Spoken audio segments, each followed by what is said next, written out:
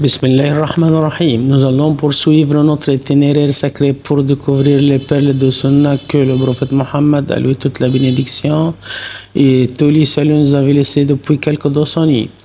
Aujourd'hui, nous allons traiter le hadith d'Abu Huraira, qu'Allah l'agrée, qui relate que le messager d'Allah sur lui la paix et le salut a dit que personne ne dise « Oh Allah, pardonne-moi si tu le souhaites. Oh Allah, fais-moi miséricorde si tu le souhaites. » Il doit demander avec détermination car personne ne peut contraindre Allah. Et il doit formuler de grands souhaits car rien n'est pesant à donner pour Allah. L'explication générale du hadith.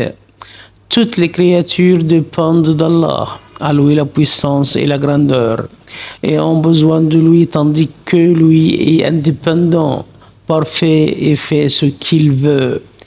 Voilà pourquoi le prophète sur lui la paix et le salut a interdit à celui qui implore le pardon d'Allah et sa miséricorde de dire si tu le souhaites. Au contraire, il lui a ordonné de demander fermement sans laisser aucune supposition. Ceci car le fait de demander en disant si tu le souhaites, au contraire, laisse entendre que cela pèse à Allah de répondre aux besoins de ses créatures ou quelque chose. Aussi, si tu le souhaites, au contraire, lui a ordonné de demander fermement sans laisser aucune supposition, car le fait de demander en disant si tu le souhaites laisse entendre que cela pèse à Allah de répondre aux besoins de ses créatures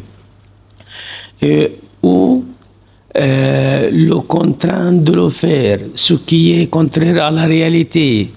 De même, cela traduit une certaine lassitude dans la façon d'invoquer et une certaine indépendance vis-à-vis d'Allah, alors que la personne ne peut se passer de lui, ne sera-ce le temps d'un clin d'œil.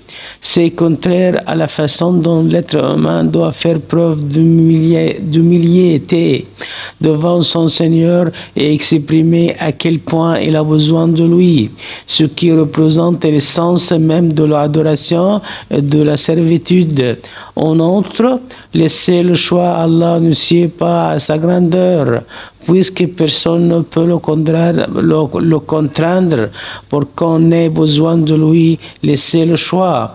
Ensuite, le prophète, sur lui la paix et le salut, a ordonné à celui qui invoque d'insister dans sa demande et de demander tout le bien qu'il souhaite, même si c'est quelque chose de considérable de son point de vue.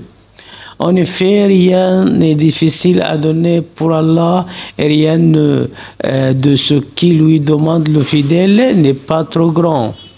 Pour lui, il est le souverain en ce monde et dans l'au-delà. Celui qui gère ces deux mondes à sa guise et qui a la capacité sur toutes choses. Walillahi alhamdu awwalan wa akhira.